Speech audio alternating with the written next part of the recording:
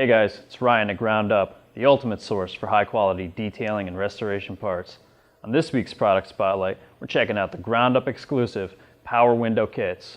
Now these kits are made in America by New Relics, but they're spec'd out by the team here at Ground Up to ensure a snug fit in your vehicle. Let's go check them out.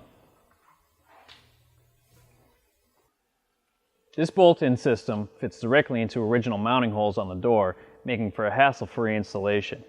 Kits include new regulators, motors, a wiring harness, your choice of switches, and the conduit from the A-pillar to the door. Kits also feature a detailed set of instructions that'll help your install go as smooth as the windows will once they're installed. Our power window kits are the best available on the market today, using 1018 cold roll steel, bronze oilite thrust bearings at all the pivot points, and heat-treated metal for all the gears results in a quality, smooth operating regulator that'll last for years. The motors are all brand new and have been thoroughly tested for quality and dependability. As a special promo, if you order a new set of PUI door panels and a power window kit, we'll throw in a window crank and door panel remover for absolutely free. While you've got the door apart, it's a perfect time to inspect and replace other components of the door, such as window felts, rollers, glass stops, and guides.